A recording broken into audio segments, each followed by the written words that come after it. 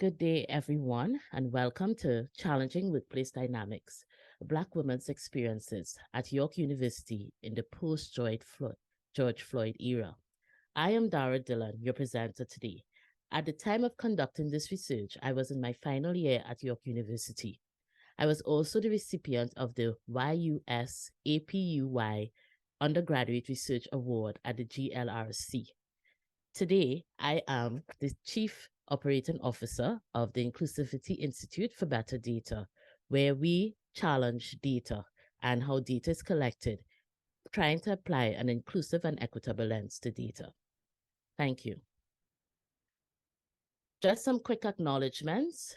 I'm not going to call out all the names, but I'm just going to acknowledge all the persons that would have helped to create this study and to support me during that time. So today, I'll go through my research process by giving you a bit of context and significance in the introduction.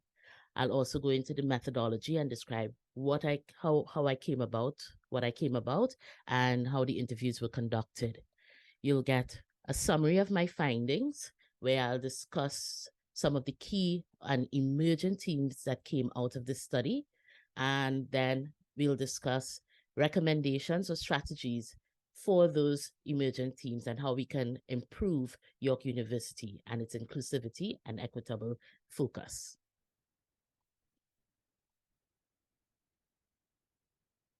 The recent global discourse ignited by incidents of racial injustice, epitomized by the tragic death of George Floyd, has magnified the urgency for addressing systemic racism and bias within all facets of society, including academia. The world's gaze has turned towards institutions demanding introspection and accountability.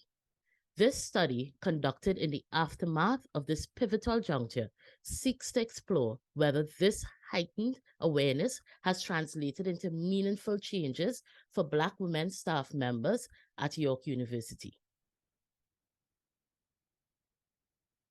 The intent of the study is to understand how racial identity and gender shape experiences within an academic setting. My initial aim was to interview 15 participants. The study ultimately featured a sample size of 6 individuals, owing to concerns about reprisal, which also highlights and reinforces the magnitude and the sensitivity and urgency of the topic. I conducted semi-structured interviews with open-ended questions to capture nuanced experiences. This facilitated an in-depth understanding of how race and gender dynamics have evolved, especially over the last 3 years. Thematic analysis was employed to scrutinize the data. Transcripts were carefully reviewed and coded to identify recurring themes and subtle patterns relevant to the study's objectives. Given the sensitive nature of the topic, informed consent was obtained from all participants. Anonymity was assured to create a safe space for candid discourse. Also, my own identity as a Black woman endowed me with a unique vantage point, serving both as a shared experiential platform and a lens for objective analysis.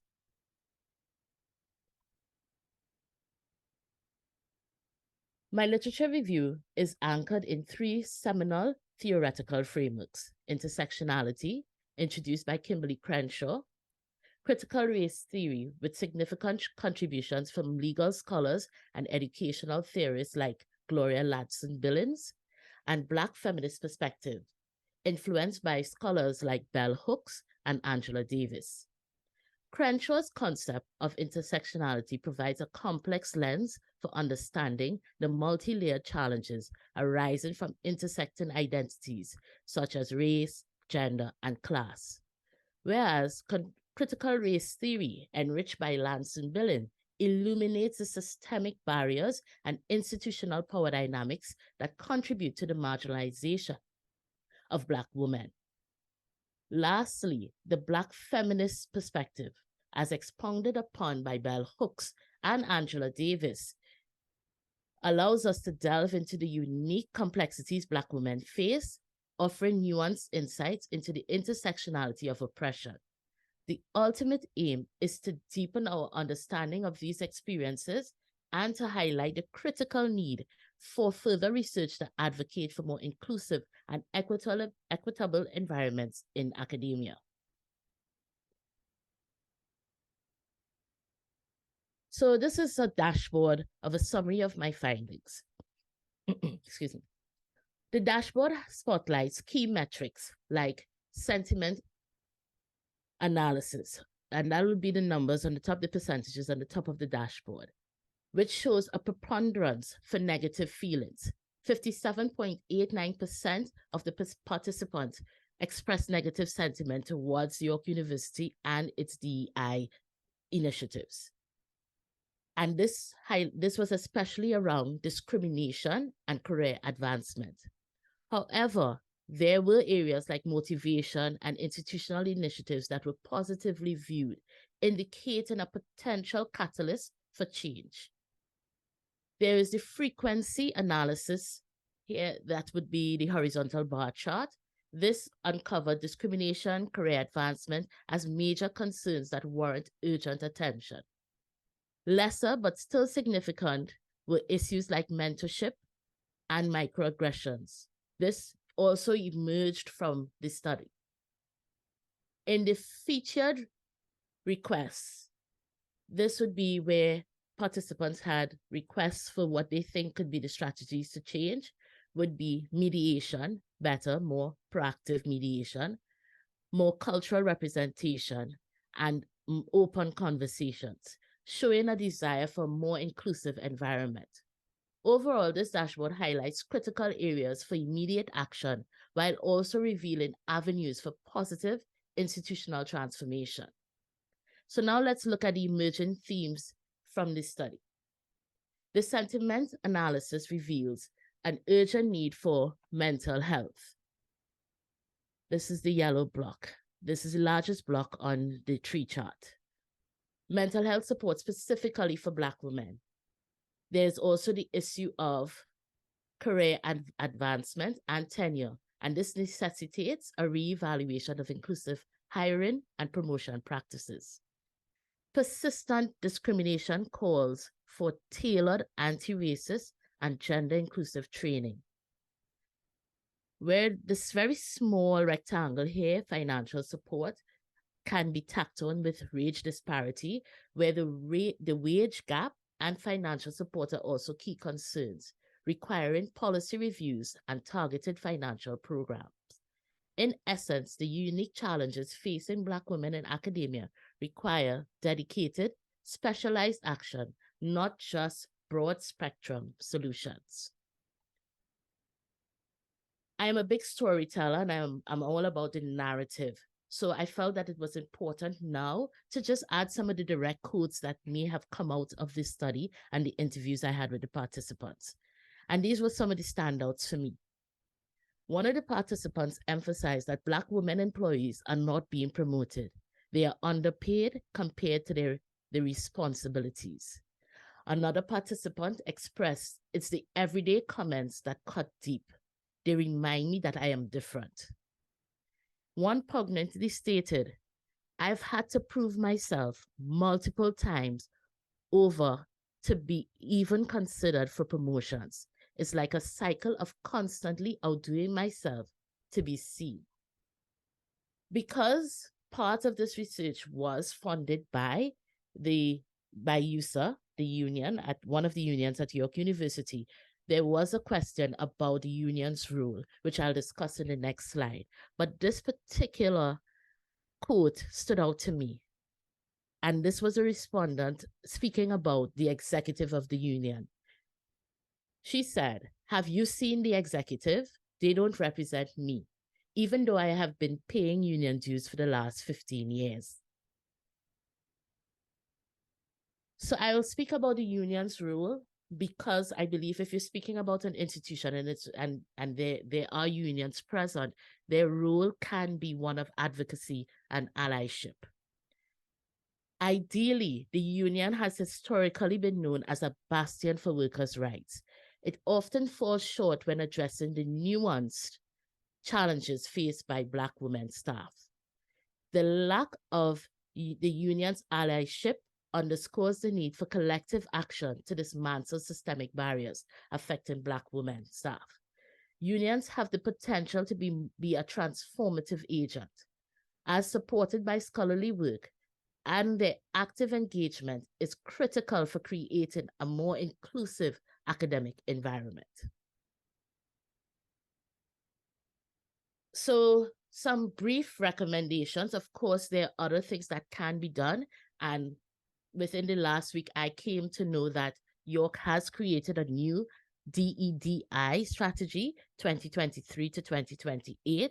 Some of it, from what I have seen, does include some of these recommendations. So just to reiterate and reinforce that, I would state that these are the recommendations so we can move forward. Representative leadership. It is not enough to have token representation in leadership positions. We need individuals who are not just ethnically diverse, but also deeply committed to social justice. The focus should be on dismantling the superficial facade of diversity to ensure that those in power are ideologically aligned with equity and justice. Second recommendation would be institutional commitment to justice and equity. This is a call to permeate every layer of the institution with an unwavering dedication to justice and equity, from the hiring practices to pay scales and promotion. Every operational element must be scrutinized and aligned with principles of fairness and inclusion. A culture of inclusivity. Formal policies alone don't define an institution. I would repeat that again. Formal policies alone don't define an institution. It's the daily experiences of those within it. The focus should be on rooting out not just overt forms of discrimination, but also the subtler, equally harmful, and my term is macroaggressions, often dismissed as microaggressions. Achieving a truly inclusive environment requires vigilance at every interactional level. And the final one, and I think this is where we marry the institution with the union and then all the other resource groups that may be present at the university. Proactive problem solving. The institution should foster a culture where individuals feel empowered to point out issues and collaborate on solutions without fear of reprisal. And I have co-opted this term called this is see it, say it, sort it philosophy. This ensures that problems are not just identified, but are acted upon immediately, fostering a culture of equitable resolution. To conclude, addressing staff issues, particularly those affecting Black women, has far-reaching implications for the entire university community, including students. Implementing anti-bias training, accountability measures, and intersectional support can significantly improve the campus climate and advance the university's mission. In moving forward, the future research could expand the boundaries of the study by encompassing a wider spectrum of universities and workplaces. Such an extension could shed light on transferability and universality of the findings in diverse settings. To add on to that I have with my institution now, we've started looking at other universities to continue this research. Thank you very much. Do keep in contact for collaborations. Thank you so much. And next, we have Precarious Work and Mental Health with Special Consideration for how post-secondary graduates are coping with precarity from Ryan Duffy of York University. So I'll pass it over to you. Thank you. So good morning, my name is Ryan Duffy. I am a second-year PhD student in the Department of Sociology at York University. I wanted to talk today about what research I did in my master's RRP, and my work came from my own experience, and I learned much about the experience of who I came to term similar others and I want to outline a few things. So this paper wanted to look at literature, and it did, on the impact of precarious work and mental health. And I looked at three key areas: understanding the connection between precarious work and mental health, identifying specific characteristics of precarious work that contribute to mental health complications, and examining how stress is uniquely experienced by workers in precarious situations. Additionally, the paper gave a special attention to individuals with post-secondary education and how they're coping in precarity and questioning the education equals success narrative.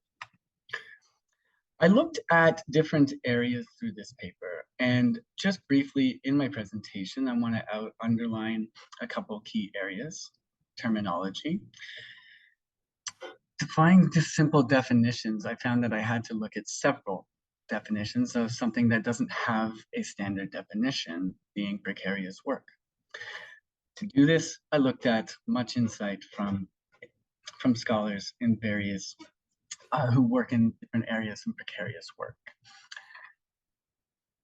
I considered the interplay of precarious work and mental health, looking at a connection analysis, discovering an intricate link between precarious work and mental health, key characteristics, and what the experience of stress is. Why is it different? How is it different? And how does this connect? Why is precarious work so dangerous in a sense for mental health? Key terms in defining precarious work. Well, key terms that come up often are flexible and non-standard, alternative, right? And it's challenging to define this term due to diverse experiences and that it's changing constantly. I found an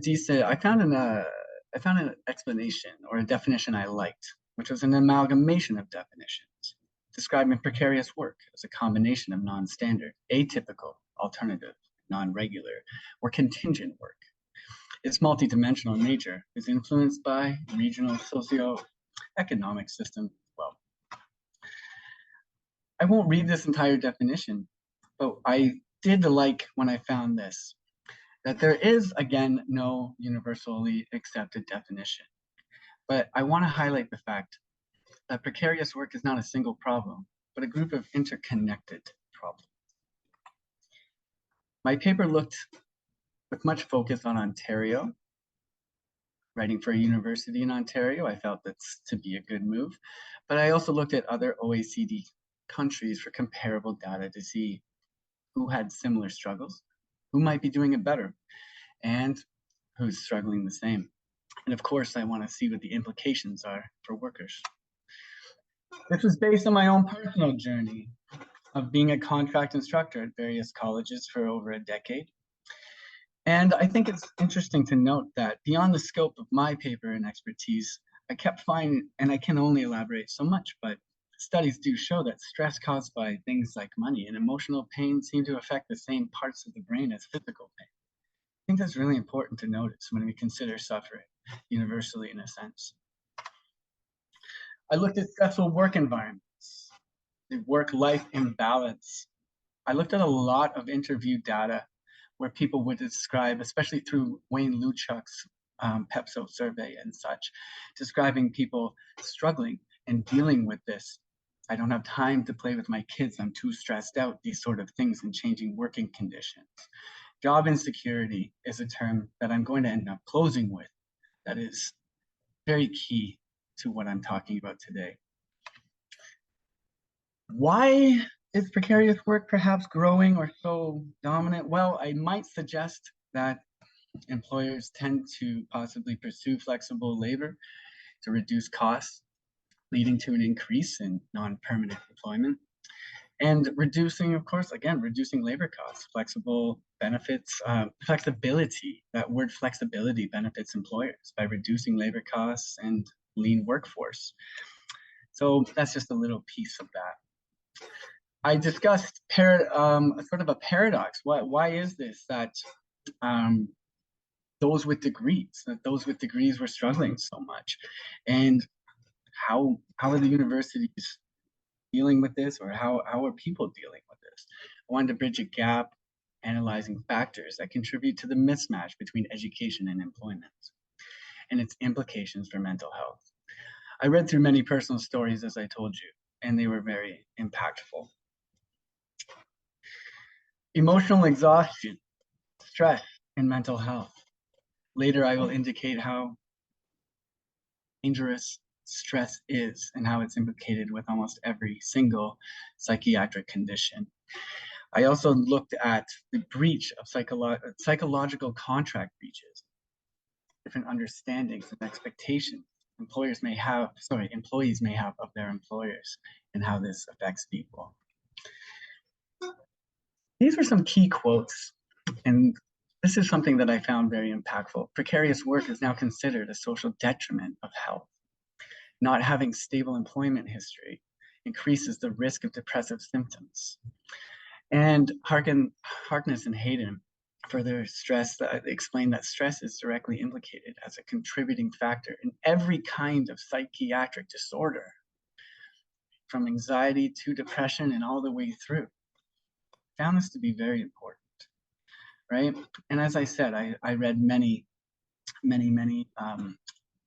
results of interview data about people talking about how much this affected their lives, their personal lives, and beyond work. I looked at some data. As I said, I didn't just look in Ontario, right? And Fernandez et al., when we did a study, and there was 53,405 participants in the study.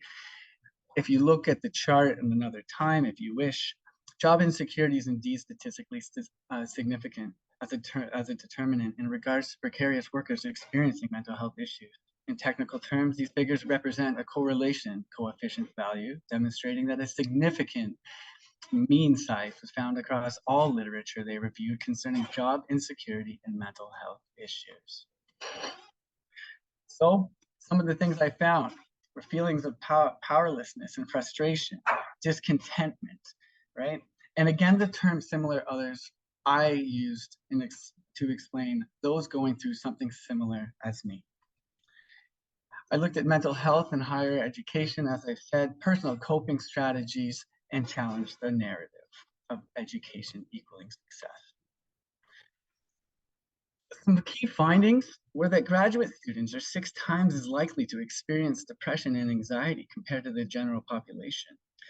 There was also concerns suggesting that changes in labor patterns are a major contributor to all these issues. No longer are those who hold a university degree part of a globally privileged class. It is more difficult to find meaningful work, secure work. And part of the blame may be the education system itself. These are some of the things I explored within my paper. Education equals success? Not always. Guy Standing expressed how there was a lot of anger and disappointment when it came to what was being sold to students. And of course, there are many, and how many jobs are there? The investment, the time investment, emotional investment, and life investment into education. The question is, sometimes, is it worth it? The psychological contract, this is discussing how it is often found to occur when temporary employees either come to a point where they openly express or need or want permanent status, and the employer is either unable or unwilling to provide this. I think that we may have seen examples of this with recent metro strike in Ontario here. In a historical context, I found very interesting Marx's concept of the Industrial Reserve Army, which refers to a surplus of unemployed workers driving down wages. When there's more people unemployed, I suppose the offer of less compensation may have to be settled for. This explains a little bit more about this, but this is part of the theory that I grounded my work in. The Industrial Reserve Army refers to this mass of unemployed workers. It creates a landscape of competition where there are too many people for too few jobs. Key to my research was looking at symptoms of stress, coping mechanisms, and the long-term effects as well. We found that programs to strength and resilience and manage daily stressors have been empirically validated and should be applied parallel to large-scale improvements. We need both of education and working conditions. And I think I would add opportunity as well. The role of government policies, this is something I want to look into further in my PhD research. How is social policy possibly failing those who need help? My paper briefly explored various strategies and initiatives that the government can or do implement to protect workers and promote fair and stable employment opportunities. I found that we need further research and much more work. It highlighted the significance of this issue, particularly in the context of post-secondary graduates, and that further research and policy interventions to address the negative consequences of precarious work and mental health are needed. My own opinion is that it's not enough. What exists is not enough. And I tend to challenge that. And I'd like to be, as I always said through my paper, that I'd like to be a voice for the voiceless, even if I am of this group sometimes. I want to support those who know what this feels like and understand it. A key takeaway and something that I think I'd like to leave off on is that when I thought about what my research meant, and one of the things that I took away from it, when we do realize that precarious work and mental health have this very strong connection, I want everybody to realize that one of the most important parts was the discovery that employment insecurity, actual insecurity or perceived insecurity, had a profound impact on the social, economic, and psychological wellness of those who work within uncertain and changing conditions. Insecurity in employment has a tremendous impact on mental health. This needs to be addressed. There seems to be so much talk about mental health advocacy. I support this. I love this. But I really think more needs to be actually done about it. And that is what I wanted to bring today. Thank you for your time. Thank you. So next up, we have One Day I Will Destroy This Place from Shyam Patel of York University. Go ahead. Okay, so hi everyone. My name is Shyam and my pronouns are he, him. I am a second-year PhD student in the Faculty of Education here at York University.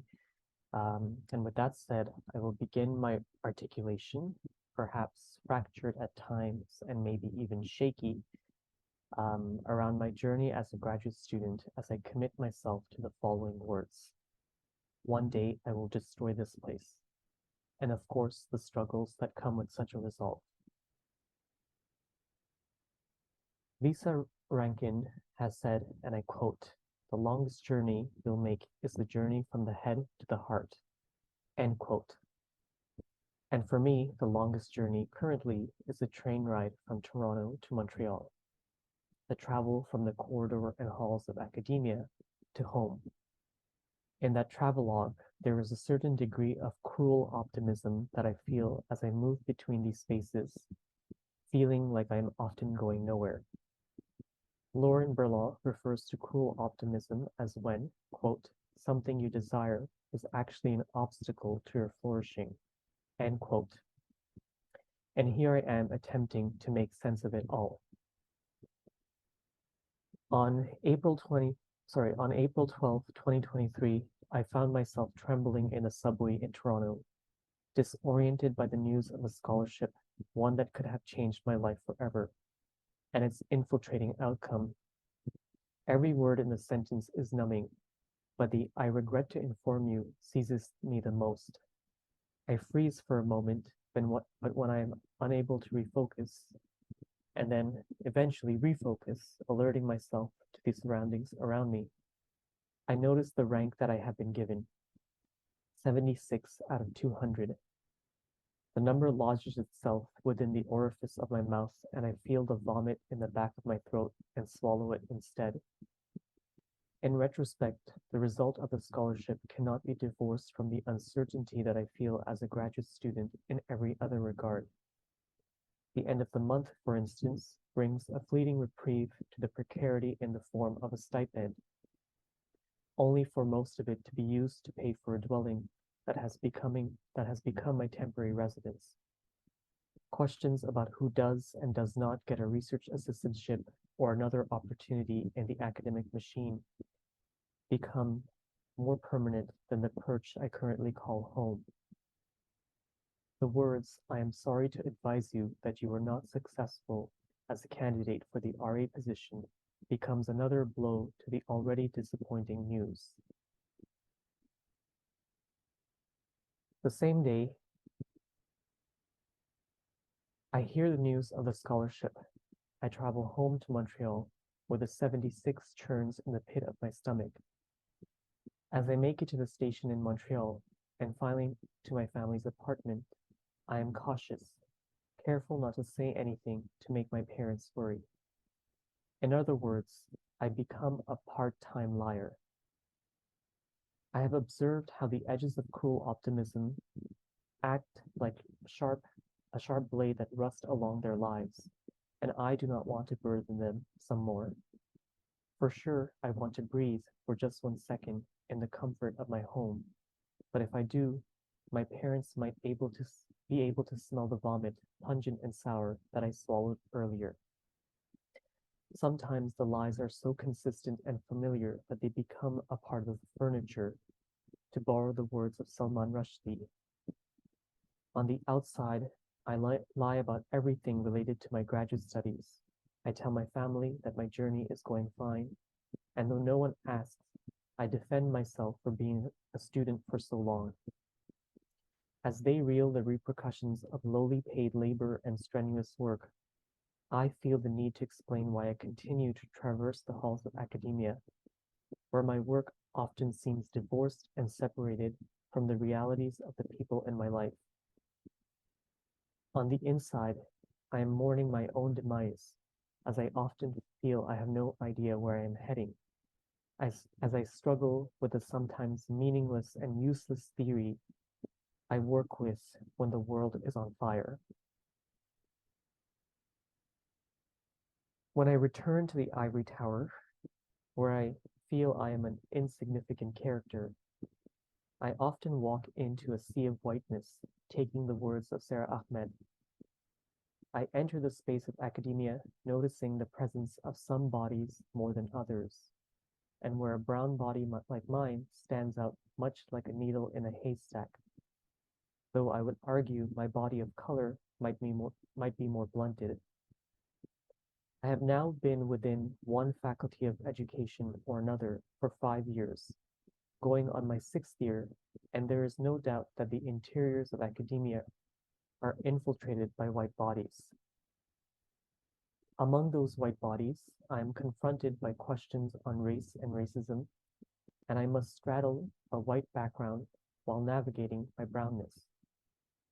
Nowhere is this more apparent than the talks that circle around the work of diversity, equity, and inclusion, which are often waged through a pantomime of performance. White bodies ask questions with their lips already open to provide a response, and I begin to sense that whatever words I am about to express will be unheard and mostly silenced. The labor is exhausting, for sure. I am tired of listening to rhetoric as well, no matter how bold or impassioned one might speak about the necessity of representation. I do not trust the falsehood it claims. There is nothing to be harnessed from a language that is weaponized to do nothing more than applaud and commemorate speech. Remember, I am a part-time liar. I am also, however, full-time in discerning the lies that others tell, especially those who are perched on the top of the academic food chain. A bird knows it cannot trust a fox. However, what might be more difficult than walking into a sea of whiteness is walking out of it. I do not mean here the act of walking out of a space physically consumed and exhausted by a grammar of whiteness. Instead, I am thinking about the act of removing oneself from academia altogether. to walk away and never look back. Such a performance poses the problem of looking back to those who await at home. It is less so about the consequences that come from defiance within the institution, and more so about the repercussions of having to return home and to finally confess the cruelty of cruel optimism. If I were to walk out of academia as well, leaving its ruins behind, some of the dust would still linger. Some of the remains, so insignificant and minute at first, I believe would attach themselves as particles onto my lungs, and I would forever be tortured by the debris in every breath I take. Indeed, there is nothing as ghastly as leaving behind something and having it haunt you anyway. In this grim alertness, I have also abandoned the fallacy that the milieu is better somewhere else. I have yet to come across another place that is without the balance of cruel optimism, and it is parochial to think otherwise. So, how do I find a way to create generative possibilities in space? This, for me, is an ongoing process and one that I do not claim to know well. However, I am contaminated by Pat Palulis' words in thinking of geography as driftwork. I work with her to unsettle the doublings of impossibilities that turn into both possibilities and impossibilities. I too, like her, am, quote, trying to find a heartbeat in academia, a pulse in the impasse, end quote. The drift in that way is both a liminal and undefined location where I can walk back and forth from academia to home. For sure, this journey remains one of the longest ones I have taken, and though I cannot define it or describe it through words, not yet anyway, drifting uncharted and undefined territories allow me to make new worlds possible. It is to ask, as Palulis does, how can we work in the fault lines of this destabilized terrain so that generative possibilities might emerge? With this question in mind, I can drift back to academia with some resolve, however shaky and uncertain. I know all too well that the labor and work in academia, which follows me back home, can be somewhat difficult. But when I come to this idea of driftwork, which I am ongoingly contemplating, I realize I can move without restriction too, and that the labor and work of this movement remains an ongoing question that might respond to the possibilities in the double gestures that I work within. For sure, however, I am not a fool, or at least I hope not to be one. As I travel through the drift, I might find myself catching on fire, having the potential to be burned by the impossibilities that remain hidden in the cracks and fissures in the midst of it.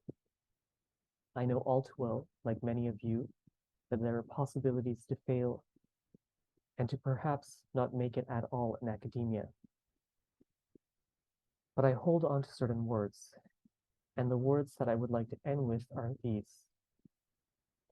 One day, a bird will rise from the ashes and sing a song with my name so that those who come after me will remember I went down fighting.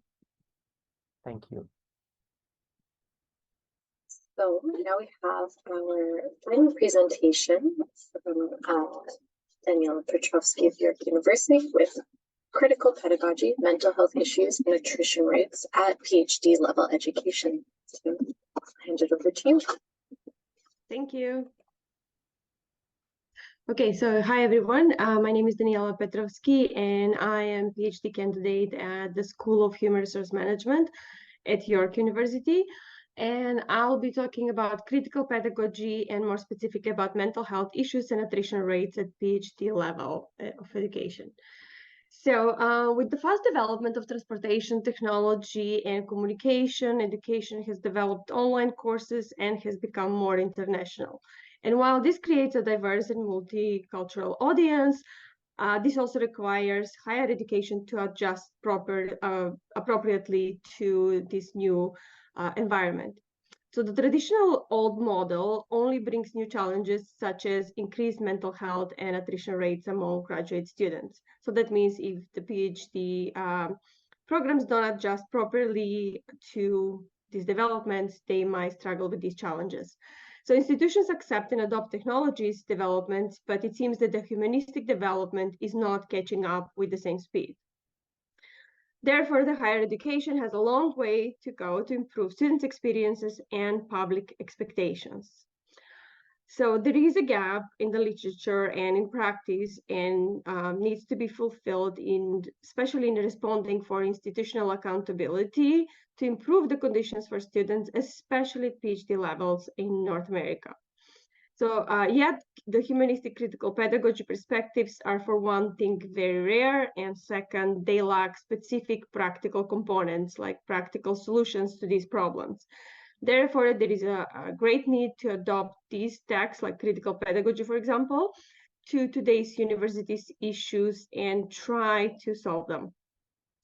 So, theoretical background, this paper relies on critical pedagogy literature to analyze these current issues in academia and to offer specific practical solutions, such as removing grading, for example, and allowing more space for authenticity for PhD students. Critical approach is suitable for analyzing social life in a holistic way because it considers the social influences, not only individual, while studying specific issues, such as in this case, mental health issues and higher attritions in higher education. Teachers who focus on critical pedagogy are not only focused on competence in improving themselves, but also on social transformation to improve the conditions for the oppressed, usually through teaching and questioning the current situation. So one of the main current issues in higher education is the high number of attrition rates and mental health issues, and this is specifically for North America. So while Europe's higher education has improved after the Bologna process, which involved 46 European countries signing an agreement in 1999 to improve higher education, North America is still struggling to improve students' experiences. And as a result, we have a higher number of attrition rates in graduate levels in North America, such that some go between 40 and 50%, and these have been for decades, and nothing seems to be done to remove or reduce these. Much of the research in higher education has focused on the individual characteristics to explain the attrition, such as that PhD students are lazy or like perceived as that there is the problem is seen in the students and not in the institutions and the policies, for example. And very few external factors are taken into account, such as professors' prejudice, for example, towards certain students.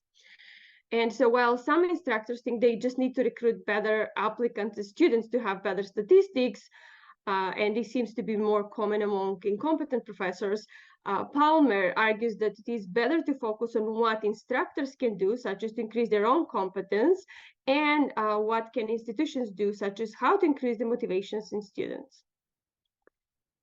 Tedesco, researcher in Canada, in British Columbia, has questioned the need for grading at terminal degrees, such as at PhD, stating that grades instill fear and compliance, which he calls degrading for a right reason, because students try to comply in their comments for a good grade instead of expressing their own authentic thinking and having insightful conversations, which what PhD is about. So if higher education does not promote authenticity but obedience, it supports alienation, and with that mental health issues and high attrition rates.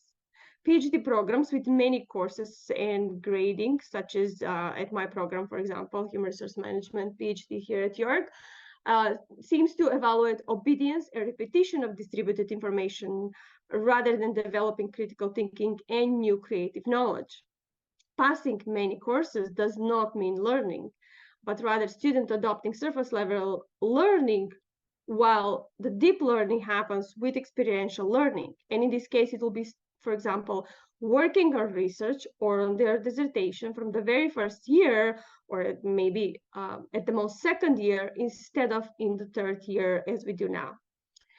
So while some academics emphasize competition in education is a good thing, others advocate for more cooperative way to learning and better well-being, because competition doesn't help with that, it actually ruins well-being. So in addition to the lack of authenticity in higher education, induced competition among students reduces cooperation among them, and with that, on a long run, well-being and mental health, right? So almost 50% of the domestic and international university students have reported dealing with stress, depression, anxiety, mostly as a result from competition and experience discrimination at higher education. And okay, I'm not going to mention, there's more to it. However, instructors and leaders, like, what can we do about it, right? So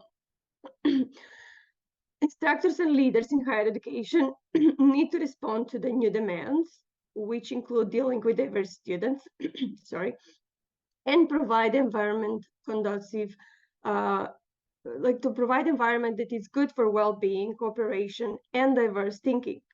Leadership also must consider adding more incentives for teaching quality, not only for research, as well as for helping students to graduate on time while reducing attrition rates. This has already happened in Australia and Europe, where the graduation time is between 3 to 5 years, while it's a lot longer here in North America, especially here at York. So it seems that when they imposed rules on professors and institutions that students must graduate within that time, they found a way to do that. Therefore, it's not the students, but it's the policies and in the institutions, and with that, the professors. So another suggestion is removing unnecessary courses at PhD that only take time from students working on their research and their dissertation. And another suggestion is that the necessary PhD courses, such as in Europe, there are 2 or 3 basically just research methods that you're going to need for your dissertations, can have pass-fail marking system, which they do often in Europe and in Australia, instead of the letter grades as we have here. So this type of grading system can contribute to make schools more inclusive, reduce competition among students, increase collaboration between them, and increase intrinsic motivation with that. And that's about it. Thank you.